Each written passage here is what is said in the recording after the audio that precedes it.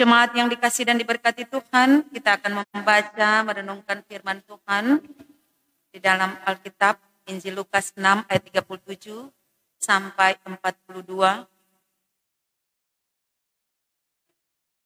Maka saat ini kita mohon penerangan Roh Kudus. Mari kita berdoa. Ketika Tuhan berkenan dalam belas kasihan dan pengampunan, kami percaya dianugerahkan bagi semua.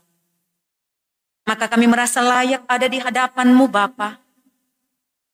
Dan kiranya Tuhan berkenan pun kami ada sehidangan dengan Tuhan lewat firman-Mu yang akan kami baca di dalam Alkitab. Bahkan diberitakan untuk direnungkan, dihayati, terlebih dapat dilakukan dalam kehidupan kami. Sekaligus dari firman ini akan terus menghantar kami untuk menatap diri, berintrospeksi diri, dan memberi kehidupan kami dibimbing oleh kuasa Roh Kudus dan firman-Mu. Bersabdalah, kami sedia untuk mendengarkan suara-Mu. Dalam nama Tuhan Yesus, firman yang hidup. Amin.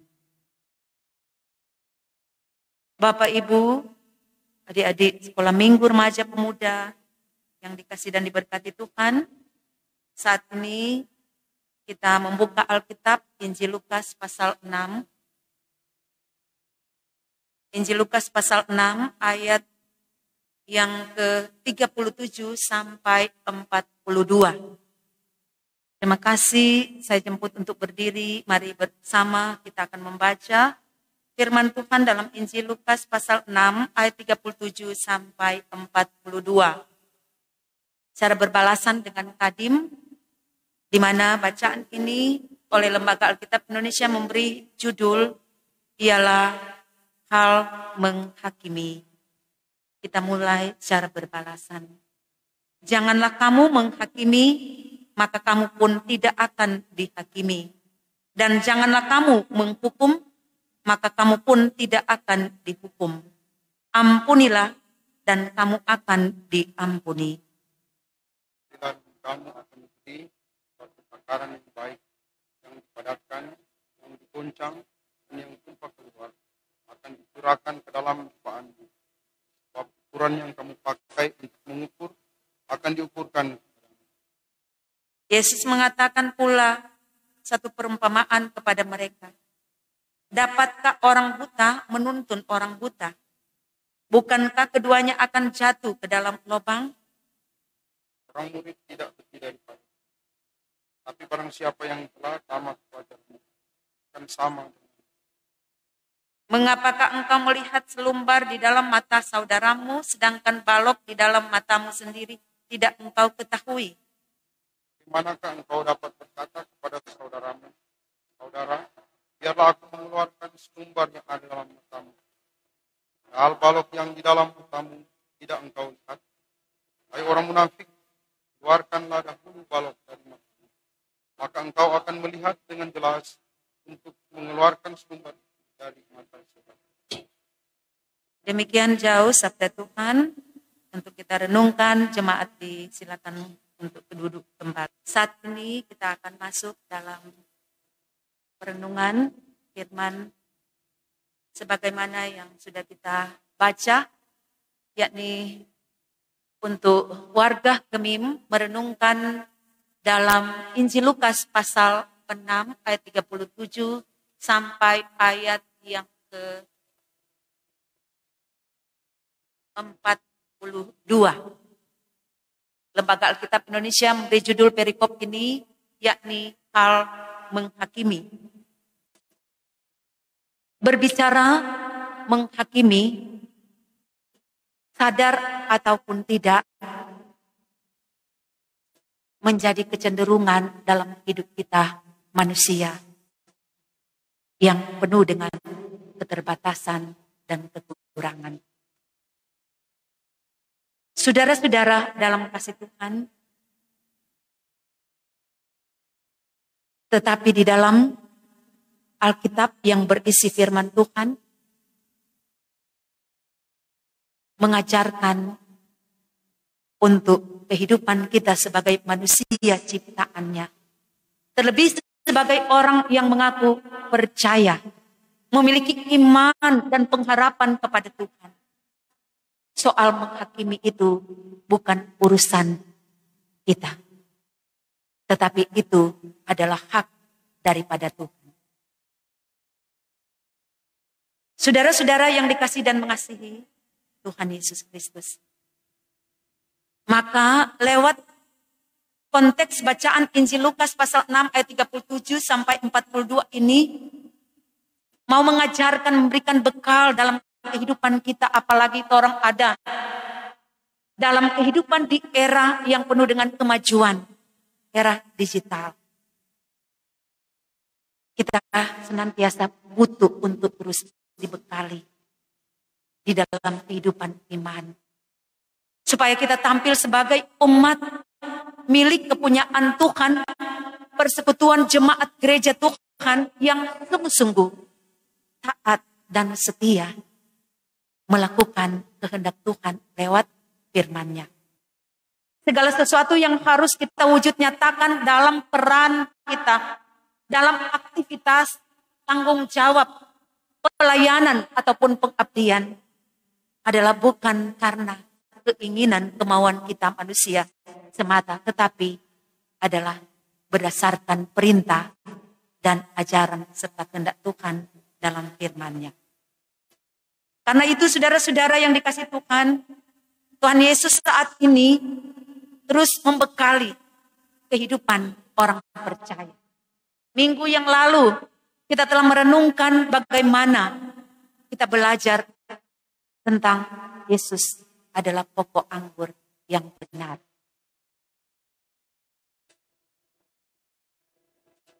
Dan saat ini soal menghakimi, di mana tema yang diangkat lewat konteks bacaan ini di minggu ini, jangan menghakimi supaya engkau tidak dihakimi. Saudara-saudara yang dikasihi dan mengasihi Tuhan, Injil Lukas ini jadi sebelum lebih jauh kita masuk dalam konteks Injil Lukas ini secara keseluruhan, yakni berbicara tentang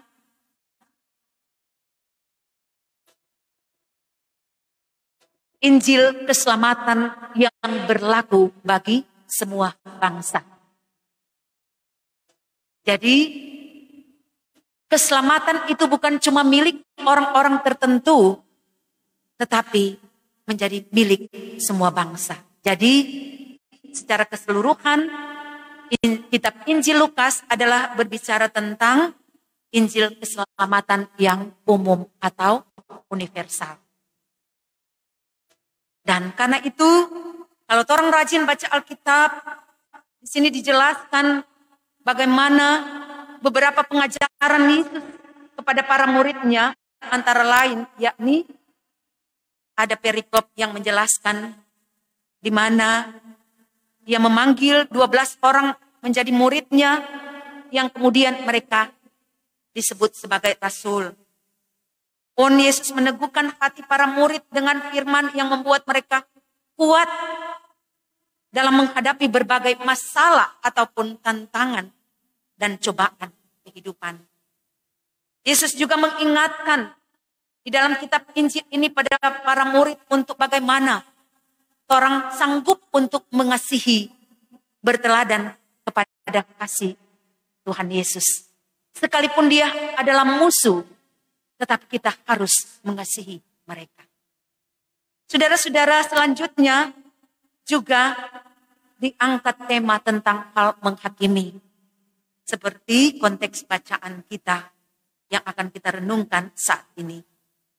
Dan juga saudara-saudara, dijelaskan bagaimana pengajaran yang memakai gambaran pohon dan dua macam dasar bangunan, di mana setiap pohon dikenal dari buahnya, demikian pun yakni bagaimana dijelaskan bagaimana orang membangun rumah dengan dua dasar. Ada yang membangun dasar batu, ada yang membangun dasar pasir, dan ini menggambarkan bagaimana saudara-saudara orang yang kehidupannya mendengar dan melakukan kehendak Tuhan, serta tentu mewujud nyatakan firman-Nya dalam kehidupan. Jadi bukan cuma dengar, bukan cuma mengerti, tetapi setia, taat, melakukan dalam kehidupan. Karena itu Tuhan Yesus senantiasa di dalam pengajarannya pada para murid-muridnya, untuk mudahnya dia selalu mengajar dengan perumpamaan. Seperti minggu lalu perumpamaan tentang pokok anggur. Dan saat ini pengajaran Yesus adalah tentang menghakimi. Itu dimulai dalam ayat pertama. Bacaan kita, jangan kamu menghakimi supaya kamu tidak dihakimi. Jangan kamu menghukum supaya kamu tidak dihukum. Kemudian dilanjutkan, ampunilah dan kamu akan diampuni. Itu yang orang baca bersama dalam ayat 37. Mau menjelaskan kepada kita semua bahwa hal menghakimi dan menghukum adalah tanggung jawab daripada penegak hukum. Atau dalam dunia peradilan dengan dasar ada undang-undang, di mana mereka akan mengadili, menghakimi dengan berdasarkan fakta-fakta. Dan saudara-saudara yang dikasih dan kasih Tuhan, yang dimaksudkan oleh Tuhan Yesus lewat bacaan ini tentang soal jangan menghakimi supaya kamu tidak hakimi, yakni orang-orang yang dengan suka hatinya bertindak sebagai hakim atas orang lain yang dengan semena-mena. Karena mungkin mereka merasa punya kekuasaan, punya pengaruh, punya jabatan, punya karir, punya kedudukan, punya uang, punya materi, sehingga berlaku semena-mena dan cenderung memberikan penilaian dan mempersalahkan, bahkan pun menghakimi. Dan karena itu pengajaran Yesus ini hendak memberikan pemahaman yang bertolak belakang dengan pemikiran yang sempit, yang terbatas, yang terdapat pada kaum elit di masa itu, yakni siapa mereka? Mereka itu adalah ahli-ahli Taurat, para imam kepala, orang-orang Farisi dan tua-tua Yahudi, bahkan juga para murid-murid Tuhan. Untuk tidak cepat mengambil langkah menghukum dan menghakimi tanpa proses yang jelas, tanpa cek and recheck, tanpa mempelajari. Dan Yesus Kristus justru memberikan solusi atau jalan keluar bahwa kalau ada yang melakukan kesalahan, dia katakan, ampunilah mereka. Menghakimi dapat dilakukan, saudara-saudara, oleh Yesus Kristus saja.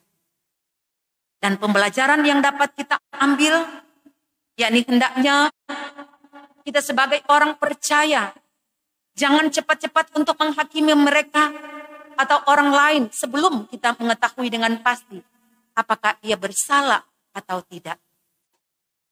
Karena kadang orang entah karena iri hati, kita langsung menjas, memvonis dengan mengatakan bahwa ia adalah pencuri, ia sudah melakukan yang tidak baik, dan kalaupun kita melihat saudara kita berhasil dalam usaha, jangan cepat-cepat orang mengatakan bahwa oh dia kok suka pakai doi, dia selalu melakukan korupsi.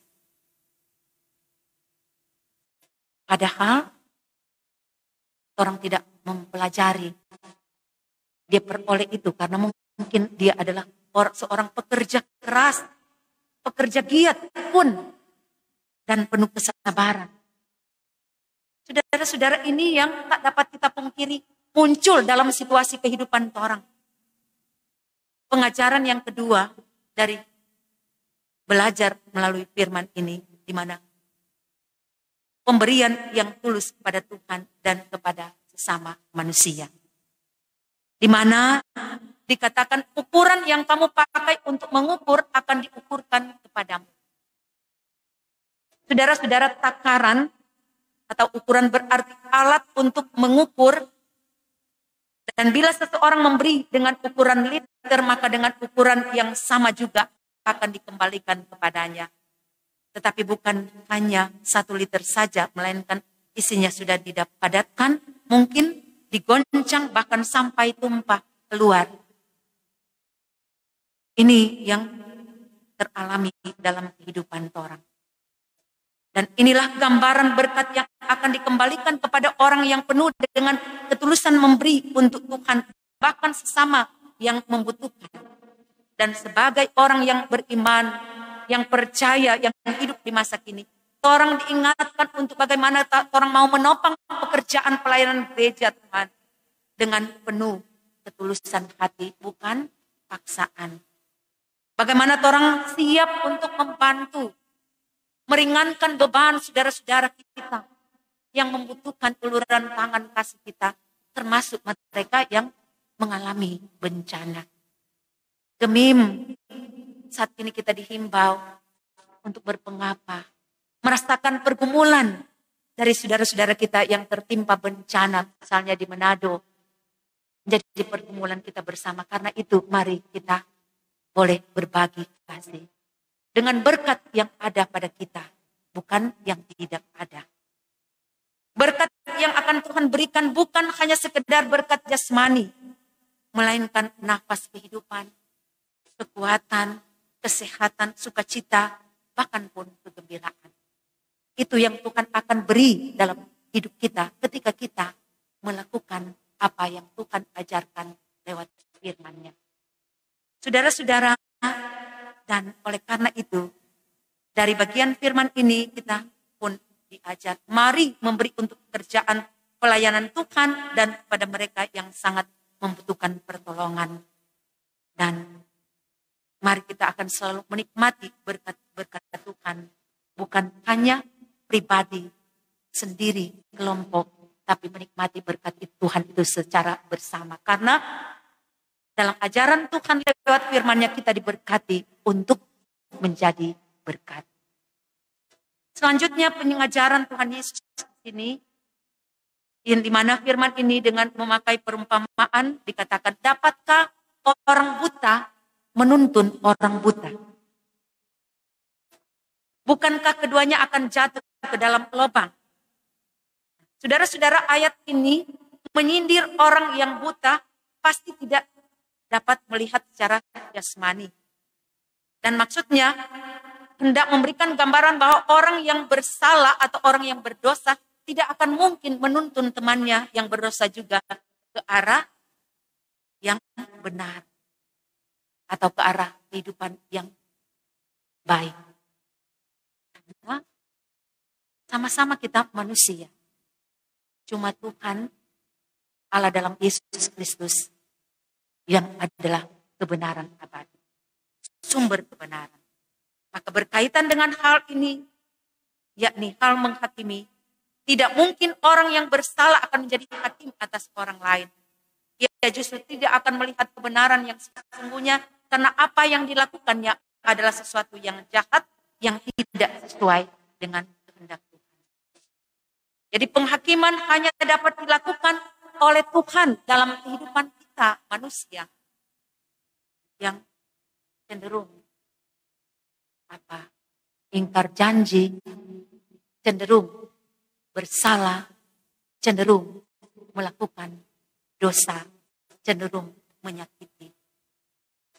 Saudara-saudara yang dikasih Tuhan, karena itu keputusan Tuhan bukan untuk membinasakan, tetapi keputusan Tuhan untuk menyelamatkan dalam hidup kita. Karena itu dia mengajar dalam kehidupan para murid-murid Tuhan, termasuk saya dan saudara-saudara, soal jangan menghakimi supaya engkau jangan dihakimi. Dan pengajaran yang berikut yakni bertolak dari perumpamaan tentang guru dan murid ayat 40. Guru biasa tentu menjadi contoh dan teladan bagi murid, dan tentu murid harus dengar-dengaran, harus taat, harus setia dalam proses pembelajaran ketika terjadi proses belajar mengajar. Sehingga tentu murid boleh berhasil. Dan ketika murid sudah menyelesaikan pendidikan, maka ia akan menjadi sama dengan gurunya. Bahkan melebihi gelar mungkin gurunya. Oh, ada murid-murid kita yang pasti di jemaat ini pasti ada guru-guru. Dan sungguh sangat bangga ketika kita bekas murid dia. Dia so S2, bukan cuma S1, S2, S3, semua lewati gurunya. Saudara-saudara, tetapi walaupun mereka sudah melewati dari segi pendidikan, mau S1, S2, S3 dari gurunya, tetapi senantiasa bagaimana kehidupan dan sikap menghormati, menghargai guru ataupun orang yang lebih tua haruslah dikedepankan dalam kehidupan. Jadi pengajaran Yesus ini senantiasa mengajarkan kita untuk bagaimana senantiasa kita terus melakukan perintah dan kehendak Tuhan. Juga pengajaran Yesus yang berikut adalah dari firman Tuhan ini bagaimana orang menilai diri sendiri. Dulu baru kemudian kita menilai orang lain. Atau membangun sikap saling menghargai dan dengan sikap saling menghormati. Dan karena itu dikatakan di sini, mengapakah engkau melihat selumbar di dalam mata saudaramu, sedangkan balok di dalam matamu sendiri tidak begitu, tidak engkau ketahui. Peribahasa ini mengandung pengertian di mana seringkali orang melihat kesalahan kecil yang dilakukan saudaranya, sedangkan kesalahannya sendiri tidak ia ketahui. Dalam arti di mana seseorang hanya mampu menilai keberadaan orang lain, kemudian mempersalahkan mereka, tetapi sebenarnya ia mempunyai kesalahan yang lebih besar dari orang yang ia nilai. Itu berarti ia telah bersikap egois dan ingin menang sendiri. Dan tentunya ini menjadi perenungan untuk orang dalam menjalani dan menikmati kehidupan. Ada falsafah, yakni apa? Ini jari telunjuk yang apa? Cenderung orang batunjung, mari ini 3 jari menunjuk buat orang. Jadi dalam arti sama yang dorang aja bilang, pak kaca dulu baru bicara. Toh? Karena itu saudara-saudara yang dikasih Tuhan, di sini mau ditegaskan. Bukan berarti kita tidak boleh menghakimi. Dalam arti memang menghakimi hanyalah hak daripada Tuhan. Tetapi dalam hal ini yang Tuhan mau ajarkan, jangan kita semena-mena menghakimi. Dalam arti, kalau jadi bukan dalam arti di dunia peradilan. Itu memang harus dilakukan berdasarkan tentu aturan perundang-undangan harus dipelajari. Dan dalam kehidupan kita juga, kita diingatkan lewat perenungan ini. Saudara-saudara yang dikasih dan diberkati Tuhan, ada satu seorang yang mengatakan bahwa kecenderungan orang banyak adalah untuk mengubah dunia. Kecenderungan orang untuk mengubah kehidupan banyak orang. Tetapi sangat sedikit orang untuk mengubah dirinya sendiri. Nah, hal ini berkaitan dengan ajaran Tuhan. bahwa karena itu kita manusia yang terbatas, teruslah orang mengoreksi kehidupan kita. Menatap diri kita dan firman Tuhan yang menjadi cermin untuk kita berkaca. Dan dari firman Tuhan ini, maka kita menegur dengan kasih. Dan tentu dengan teguran yang penuh kasih, kita mampu untuk dapat memberikan pengampunan. Mewujud nyatakan kasih dan pengampunan dan menuntun orang untuk hidup dalam kebenaran dan kasih Tuhan. Sehingga kita terus menikmati kasih karunia Tuhan, di mana kasih karunia Tuhan yakni menyelamatkan hidup kita, bukan menghancurkan. Karena orang yang cenderung menghakimi adalah cenderung untuk menghancurkan. Yang DP bahasa beken sekarang adalah pembunuhan karakter. Toh? Saudara-saudara yang dikasih Tuhan, ada lagu yang dari anak sekolah minggu yang orang kenal. Hati-hati gunakan mulutmu. Kalau mulut itu memang sudah biasa. Tapi sekarang di dunia yang canggih, di era digital saat ini, cenderung kita ganti. Hati-hati gunakan jarimu. Hati-hati gunakan jarimu karena Bapa di surga selalu menengok kita. Dengan kemajuan yang ada, dengan gadget yang ada, handphone ketika orang menyaksikan, ada mungkin upload video ataupun kata-kata dan kita menyaksikan. Hati-hati orang jari ini. Kadang orang langsung tanpa pikir, tanpa tahu, langsung berkomen. Dan menghakimi, memberikan penilaian. Dan pada akhirnya kita telah menghakimi.